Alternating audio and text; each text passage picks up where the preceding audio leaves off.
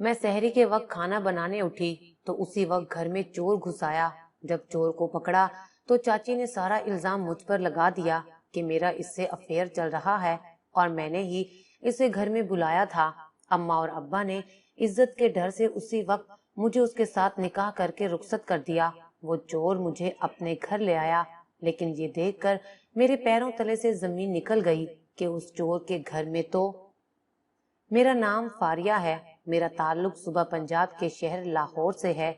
हमारा लाहौर शहर में 2 मंजिला मकान है। अम्मा अभी शादी करके यहीं पर आई थी। ये मकान अच्छे वक्तों में अब्बा और चचा की कमाई से बना है। मेरी अम्मा का इंतकाल मेरी पैदाइश के 5 माह बाद हो गया।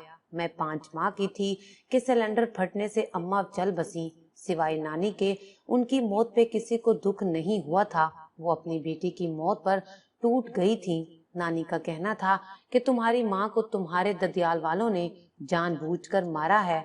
वो ये भी कहती कि मुझसे बहुत बड़ी गलती हो गई, तुम्हारे बाप से अपनी बेटी की शादी कर दी। ये अरेंज मैरिज थी। मेरी दादी जो हयात नहीं है, उन्होंने ये रिश्ता तय किया था। असल में अब्बा अपनी भाभी की बहन से शादी करना चाहते थे, लेकिन दादी कहती कि मैं पहले ही एक चालाक लड़की को बहू बनाकर ले आई हूँ, अब दूसरी बार ऐसी गलती नहीं कर सकती। मुझे सीधी सादी सी बहू लानी है। नानी को उन्होंने कायल कर लिया था। नानी माँ ने बताया कि तुम्हारे अब्बा हर वक्त तुम्हारी माँ से लड़ते रहते थे, उस पर हाथ उठाते थे कि तुम जैसी काली मेरे पल्ले बंध गई है। रंग रूप तो अल्लाह की देन है, क्या वो ये भूल गए थे कि कल को उनकी भी बेटी भी ऐसी हो सकती है। अम्मा का रंग दबा सा था। वो बहुत भोली भाली सी थी। उन्हें नानी ने जमाने की चालाकियां नहीं सिखाई थी। उन्हें पता नहीं था कि मर्द को कैसे काबू किया जाता है। वो तो अनमोल हीरा थी जिसपे किसी की गलत नजर तक नहीं पड़ी थी। तभी अब्बा को लगता उन जैसे खूबरू मर्द के साथ उनका कोई मैच नहीं। नानी ने बताया था कि अभी तुम्हारी माँ के मरने के बाद उसकी कब्र की मिट्टी गीली थी कि तुम्हारे बाप ने दूसरी शादी कर ली। वो अपनी मनचाही बीवी को ब्याह कर ले आए थे। मोहल्ले वालों ने बहुत बातें की थी, लेकिन अब्बा को किसी की परवाह नहीं थी। मोहल्ले वाले बताते थे कि तुम्हारी माँ बेचारी इतनी देर चीखती रही, मगर तुम्हारा बाप उसे बचाने नहीं गया। वो तड़प तड़प कर मर गई। यकीनन ये सब तुम्हारे बाप की साजिश थी। दूसरी शादी के शुरू के दिनों में ही उनका अपनी बीवी के साथ बाहर आना जाना मामूल था। अम्मा को कहते थे तुम हड हराम हो, बाहर घुमाने भी ना ले जाते थे। कभी बीमारी में खाना ना बनाती तो अब्बा मारने तक उतर आते थे। अम्मा ने ये सख्तियां कभी झेली नहीं थी। वो डर जाती थी। मेरी वजह से वो सब बर्दाश्त कर जाती थी कि बेटी को उसके बाप से कैसे जुदा करेगी। जो चच्ची पहले अब्बा के मुतालिक बातें करती थी, अब अपनी बहन की शादी मेरे बाप से करवाकर बहुत खुश थी। वो यही तो चाहती थी कि पूरे घर में उनका राज हो। अब्बा ने तो चच्ची को सर पर बिठा लिया था, हर बात उनकी मानते। नानी को अब्बा से बहुत सारे इख्तलाफात थे। उन्हें अब्बा एक आंख नहीं भाते थे। अपनी बेटी के कातिल से भला किसके इख्तलाफात नहीं होंगे। नानी मेरा बहुत ख्याल रखती थी। उन्होंने मुझे लेकर जाने की जिद की, लेकिन अब्बा ने जिद में मुझे ना जाने दिया। मोहब्बत तो उन्हें भी मुझसे नहीं थी। मेरी दूसरी सुतेली माँ, जिन्हें मैं अम्मा कहती थी, उन्होंने कभी मुझसे प्यार से बात तक ना की थी। मैं उन्हें अम्मा कहती, उनसे मिलती तो वो मुझे दूर कर देती। मेरी सब दोस्तों की माएँ थीं। अम्मा क्यों ऐसी थीं? उन्होंने मेरे साथ हमेशा सुतेलों वाला सलूक किया था। मैं सिर्फ 5 माह की थी जब वो मुझसे जिद लगाए बैठी थी। किसी तरह मुझे घर से निकाल देना चाहती थी, लेकिन अब्बा उनकी बात नहीं मानते थे। मैं भूख की वजह से रोती रहती थी। वो आगे से मुझे दो लगा देती कि तुम हमेशा खाती रहती हो। हम एक ज्वाइंट फैमिली सिस्टम में रहते थे। ऊपर वाले पोर्शन में चच्ची और नीचे हम रहते थे। मेरी चच्ची जो सुतेली अम्मा की बहन थी, वो अम्मा से भी 2 हाथ आगे थी। मेरा नाम कहती कि अगर ये ना होती तो तुम राज करती, आज नहीं तो कल इसके खर्चे भी बढ़ेंगे। अब्बा के सामने अम्मा मुझसे फिर भी ठीक से बर्ताव कर लेती थी। वक्त तेजी से गुजरने लगा। मेरे 2 सुतेले बहन भाई भी इस दुनिया में आ चुके थे। चच्ची का एक बिगड़ा हुआ बेटा अलियान था।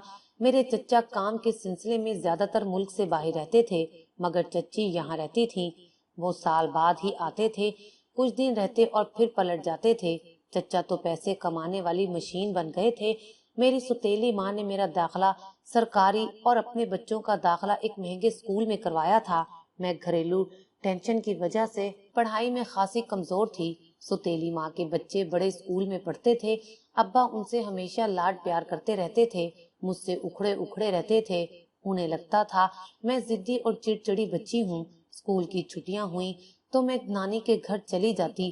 مجھے نانی کے گھر جانا بہت پسند تھا۔ وہ میرے بہت لاڈ اٹھاتی تھی، میرے لیے مزے مزے کی چیزیں بناتی تھی، مجھے گھر کا کوئی کام نہیں کرنے دیتی تھی، لیکن اپنے گھر کے کام میں ہی کرتی تھی۔ میرے جانے کے بعد چچی اور اماں کو بہت مشکل ہوتی تھی۔ انہوں نے ابا سے کہا، اس کو نانی کے گھر بھیجا تو کہیں بگڑ نہ جائے، یہیں رہتی ہے تو نظروں کے سامنے رہتی ہے، وہاں نہ جانے کیا کرتی پھرے گی، ہمیں کون سا پتہ لگے گا۔ میں چپ کر گئی۔ اس بار نانی لینے آئی تو ابا نے کہا، اسے یہاں کام کرنے ہوتے ہیں، یہ نہیں جا سکتی۔ نانی ابا پر غصہ کرنے لگی اور وہ لڑ کر چلی گئی۔ چچی کے گھر کے کام بھی میں ہی کرتی تھی۔ لوگوں کے گھروں میں جھگڑے کروانا میری چچی کا کام تھا۔ چچی کا بیٹا آوارہ تھا جو ہر وقت گلی میں آتی جاتی لڑکیوں کو تاڑتا رہتا تھا۔ جیسے میں نے میٹرک کیا تو میری پڑھائی بند ہو گئی۔ میں بڑی ہو کر بہت خوبصورت تھی۔ سوتیلی ماں مجھ سے بہت جلتی تھی۔ میرا رنگ اپنے باپ جیسا سفید اور لال تھا، جبکہ میں نے نینو نقش ماں سے چرائے تھے۔ نانی بتاتی ہیں، میری ماں اکلوتی تھی، انہوں نے جتنا عرصہ میکے گزارا بہت عیاشی سے گزارا۔ ان کی ہر بات نانا اور نانی پوری کرتے تھے، لیکن میری ماں نے اصل تکلیفیں تو شادی کے بعد دیکھی تھیں۔ تبھی والدین اپنی بیٹی کے نصیبوں سے ڈرتے ہیں۔ انہیں کچھ ابا جیسے مرد بھی مل جاتے ہیں جو کسی کی لڑکی کو اپنا نہیں سمجھتے۔ محلے کی عورتیں مجھ سے بہت ہمدردی کرتی تھیں۔ مجھے اپنی سوتیلی بہن کے پرانے کپڑے پہننے کو ملتے تھے۔ یوں تو عمر میں وہ مجھ سے چھوٹی تھی، لیکن گھر کے کام نہ کرنے کی وجہ سے اس کا جسم پھیل چکا تھا۔ وہ مجھ سے بڑی لگتی تھی۔ میری سفید رنگت اور گلابی گال سے ہمیشہ جلتی رہتی تھی۔ وہ اپنے پرانے کپڑے دیتی جس کا رنگ اڑ چکا ہوتا تھا، لیکن پھر بھی جس کو اللہ عزت دیتا ہے وہ کسی کے کہنے سے کم نہیں ہو جاتی۔ اللہ تعالیٰ نے مجھے خود سے دور نہیں کیا تھا۔ میں نماز روزے کی پابند تھی۔ ہر سال ماہ رمضان میں پورے روزے رکھتی تھی۔ جتنی بھی گرمی ہوتی تھی میں گھر کے کام بھی کرتی تھی اور نماز بھی پڑھتی تھی۔ میرے علاوہ گھر میں کوئی نماز نہیں پڑھتا تھا۔ میری سوتیلی بہن کے سر میں دوپٹہ تک نہیں ہوتا تھا۔ ابا کو بھی پرواہ نہیں تھی۔ مجھے تو اب چچی کے گھر کام کرتے ہوئے بھی دل میں خوف سا رہتا تھا۔ چچی کا بیٹا عجیب نظروں سے گھورتا تھا۔ محلے میں کسی کی رائے اس کے بارے میں اچھی نہیں تھی۔ ابھی تک باپ کی کمائی کھاتا تھا۔ مجھے اس کا دیکھنا یوں پسند نہیں تھا۔ میں نے ابا کو بتانا چاہا، لیکن مجھے یقین تھا کسی نے میری بات پر یقین نہیں کرنا۔ مجھ سے زیادہ اعتبار وہ میرے کزن پر کرتے تھے۔ میری بہن کی کئی لڑکوں سے دوستی تھی، مگر اماں اپنی بیٹی سے کبھی نہیں پوچھتی تھی، بس وہ خاموش تھیں۔ ایک روز چچی روتے ہوئے رات کو ابا کے پاس آئیں۔ وہ بولی، بھائی صاحب، آپ کو پتہ ہے الیان کے ابا باہر ہوتے ہیں، ابھی کچھ لوگ آئے ہیں اور الیان کو مار کر گئے ہیں، اس کی حالت بہت خراب ہے۔ ابا جلدی سے اٹھے اور اسے ہسپتال لے کر گئے۔ ایک ٹانگ اس کی ٹوٹ چکی تھی۔ ابا کے بھتیجے کی حالت اس کے کرتوتوں کی وجہ سے ہوئی تھی۔ ڈاکٹر نے کہا تھا ٹانگ ٹھیک ہونے میں وقت لگے گا۔ سننے میں آیا تھا کہ وہ کسی لڑکی کو روز چھیڑتا تھا۔ تبھی اس نے اپنے بھائی کو بلا لیا اور اس کے بھائی نے الیان کو بہت مارا۔ جب الیان گھر آیا تو ابا نے کہا، تم اپنی چچی کا ہاتھ بٹانے ادھر چلی جایا کرو۔ الیان ہر وقت مجھے تاڑتا رہتا تھا۔ جب اکیلے دیکھتا تو عجیب جملے بولتا تھا۔ اسے پوری چھوٹ تھی۔ پتا تھا کہ اس گھر میں کسی نے میری نہیں سننی تو گیدڑ بھی شیر ہو جاتا ہے۔ میں کوشش کرتی اس درندے کے سامنے نہ جاؤں، وہ اپنی خصلتوں سے باز نہیں آنے والا تھا۔ ٹوٹی ٹانگ، اتنی مار اور نصیحت کے باوجود بھی وہ ایسا تھا۔ ایسے لوگوں کو تو مر ہی جانا چاہیے۔ ایک روز اس نے اپنی ماں سے کہہ دیا کہ اب فاریہ کی شادی مجھ سے کر دیں۔ میں نے دل میں کہا، کون تم سے شادی کرنا چاہے گا؟ چچی نے خوب ہنگامہ کیا اور بولی، تمہاری شادی فاریہ سے نہیں بلکہ اس کی سوتیلی بہن سے ہوگی۔ میں چپ ہو گئی اور اپنے گھر آ گئی۔ میں اللہ سے دعا کرنے لگی کہ کسی طرح میری ان سے جان چھوٹ جائے، کوئی اچھا رشتہ آئے اور میں یہاں سے چلی جاؤں۔ مجھے اس دوزخ سے آزادی چاہیے تھی۔ میں روز اللہ سے دعا کرتی تھی، مجھے یقین تھا وہ میری دعائیں ضرور سنے گا۔ میں جب اسکول جایا کرتی تھی تب ایک ٹیچر سے میری اچھی خاصی دوستی ہو گئی تھی۔ ان کے بیٹے سے بھی میں کھیلا کرتی تھی، وہ مجھ سے بہت ہمدردی کرتی تھی، لیکن انہوں نے اچانک سے اسکول چھوڑ دیا تھا۔ اس کے بعد میری کسی سے دوستی نہیں ہو پائی تھی۔ میں نے بھی اسکول جانا چھوڑ دیا تھا۔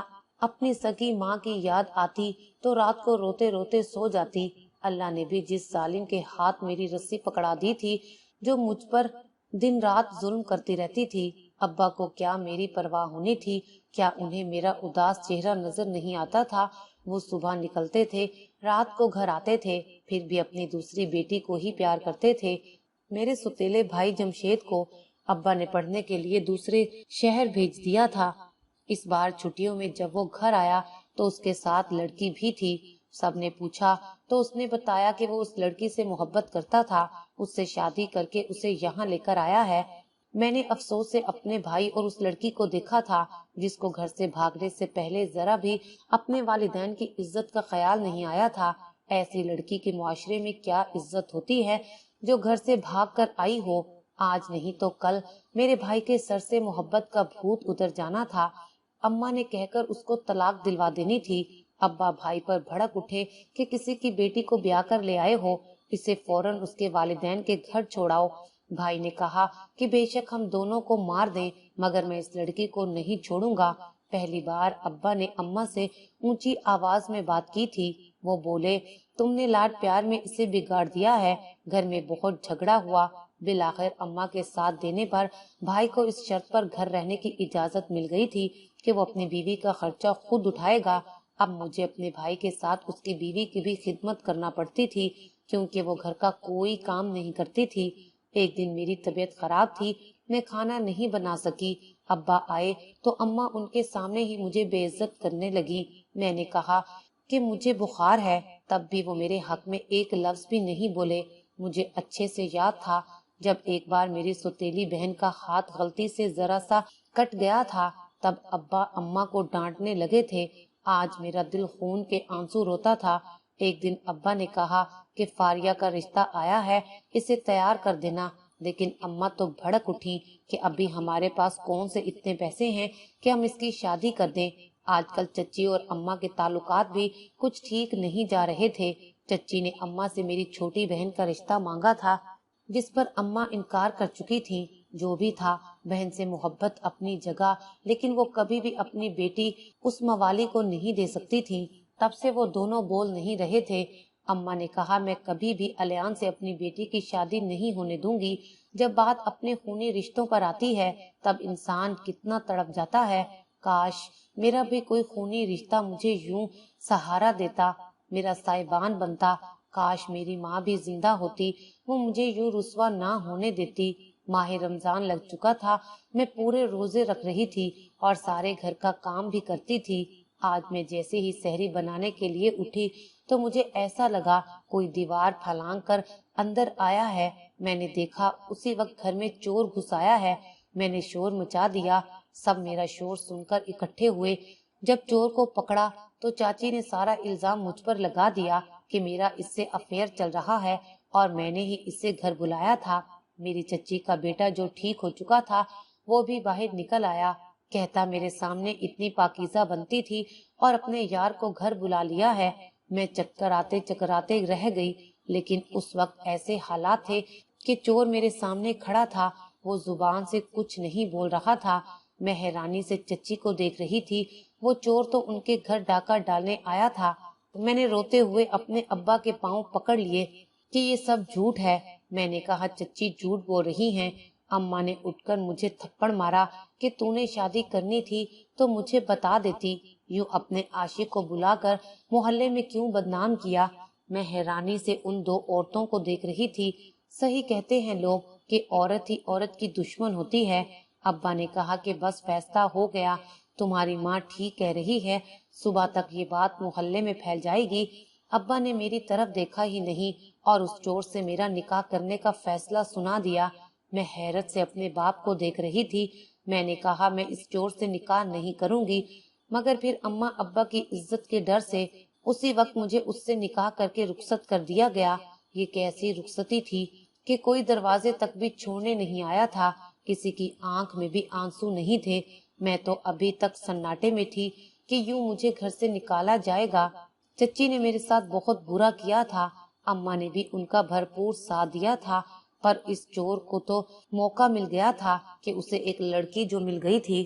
पहले दिल किया कि भाग जाऊं, फिर भागकर मैं कहाँ जाती, इसलिए शोहर के साथ जाने का फैसला किया। मैंने नानी का नंबर इतनी बार डायल करने की कोशिश की, लेकिन नानी मेरा फोन नहीं उठा रही थी। मेरे दिल में बहुत से खदशात थे कि क्या अब ये चोर मुझे अपने घर ले जाएगा या फिर कहीं और ले जाएगा। क्या अब मैं एक चोर की कमाई पर पेट पालूंगी। मैं सारे रास्ते खामोश रही। इस नेक बाबरकत महीने में मेरे साथ क्या हो गया था। सादगी से मेरा निकाह हुआ और मैं उस चोर के साथ रुखसत हो गई। मेरा शोहर बहुत खुश नजर आ रहा था, जैसे उसकी ये पसंद की शादी हो। वो मुझे बार बार देख रहा था। एक चोर की बीवी का मुआशरे में क्या मुकाम होता है, और उस इंसान का तो खुद का भरोसा नहीं है। क्या पता कल हो या ना हो, किसी पुलिस ने पकड़ लिया तो क्या होगा। मैं सारा रास्ता यही सोचती रही और आंसू बहाती रही। वो चोर खुशी खुशी मुझे अपने घर ले आया, लेकिन ये देखकर मेरे कदमों तले से जमीन निकल गई कि उस चोर के घर में हर जगह मेरे बचपन की तस्वीरें लगी हुई थीं। मुझे समझ नहीं आई वो मुझे कैसे जानता है। उसका घर छोटा नहीं था, अच्छा खासा बड़ा था, और उसके घर एक गाड़ी भी खड़ी थी। मेरा दिमाग काम करना शुरू हो गया कि ये कोई चोर नहीं हो सकता, ये कोई चोर नहीं लग रहा था। मैंने दिमाग को मजीद उलझाने की बजाय उससे पूछना ही बेहतर समझा। मैंने कहा, तुम बताओ, तुम कौन हो। वो बड़े प्यार से बोला, अब तो मैं तुम्हारा शोहर हूँ। मैंने कहा, मुझे सच सच बताओ कि तुम कौन हो, मेरे साथ मजाक मत करो। और ये मेरी तस्वीर यहाँ क्या कर रही हैं? तुम मुझे कैसे जानते हो? तुम इतने अमीर हो तो फिर चोरी के इरादे से हमारे घर नहीं आए होगे। वो गौर से मुझे देखने लगा, कहने लगा, मैं तुम्हें सब सच बता दूंगा। उसने सबसे पहले हुलिया बदला, अपने सर से विग उतारी। उसका हुलिया एक शरीफ लड़के की तरह निकल आया था। पहले तो वो आवारा लड़का लग रहा था। मैं हैरान रह गई कि ऐसा कैसे हो सकता है। वो चेहरा जरा जाना पहचाना लग रहा था। मैंने कहा, मुझे अभी सिर्फ सच सुनना है। वो बोला कि देखो फारिया, मैं तुम्हें पसंद करता हूँ, तुम्हारे घर रिश्ता लेकर आना चाहता था। एक दिन मैं अपनी गाड़ी पर तुम्हारे घर तुम्हारा रिश्ता मांगने आया था, मगर तुम्हारी माँ और चच्ची का रवैया देखकर मैं समझ गया कि वो किस कदर घटिया औरतें हैं। तुम्हारा बाप इस रिश्ते पर राजी हो गया था, मगर तुम्हारी अम्मा और चाची ने इनकार कर दिया था कि अभी घर के काम काज के लिए उन्हें तुम्हारी जरूरत है। तुम्हारे बाप ने मजबूर होकर इनकार कर दिया। मैं हैरानी से सब सुन रही थी। मेरा शोहर बोलता गया। वो कहता कि मैं कोई चोर या कोई डाकू नहीं हूँ। मैं सीधे साफ तरीके से रिश्ता लाता तो कभी भी तुम्हारे अब्बा समेत कोई भी मुझसे शादी ना करने देता, क्योंकि तुम्हारे घर में तुम्हारी चच्ची की चलती है, उसका अंदाजा मुझे हो गया था। मैंने कहा, आप मुझे कैसे जानते हैं? तब वो मुस्कुराया। बिलाशुबा वो हसीन मर्द था, वो मेरे नसीब में कैसे लिखा जा सकता था। वो कहने लगा, याद करो, तुम्हारा एक बचपन में दोस्त हुआ करता था। मैंने हैरानी से देखा, वो मेरी स्कूल टीचर का बेटा था। मैंने निकाह के वक्त क्यों ना सोचा, शायद मुझे उम्मीद नहीं थी। मैंने पूछा कि टीचर किधर हैं? तब मेरे शोहर ने बताया कि उनका इंतकाल हो गया है। वो अपने माँ बाप के साथ बाहर चले गए थे। वो मुझे कभी नहीं भूले थे। वो बचपन से ही मुझे पसंद करते थे। उन्हें मेरे बारे में सब पता था। मैंने बचपन में ही अपने टीचर को सब कुछ बता दिया था कि कैसे मेरी सौतेली माँ और चच्ची मुझ पर जुल्म सितम करती हैं। वो कहने लगा, मम्मा ने तो तभी इरादा बना लिया था कि वो तुम्हें अपनी बहू बनाएगी, मगर बाबा के बिजनेस की वजह से हमें दूसरे मुल्क जाना पड़ा और फिर मामा की तबीयत खराब रहने लगी।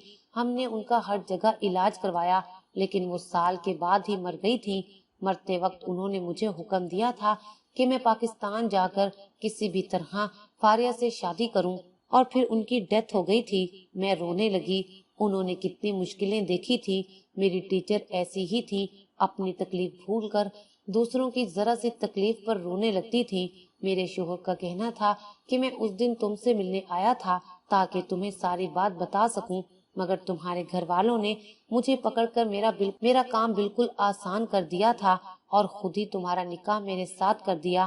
میرے شوہر کا کہنا تھا کہ میں اب تمہیں مزید تکلیف سے نہیں گزرنے دوں گا۔ وہ مجھے خوش رکھنے کی ہر ممکن کوشش کرتے تھے۔ ان کی محبت کا مجھے یقین آ چکا تھا۔ ہماری نئی زندگی کا آغاز ہو گیا تھا۔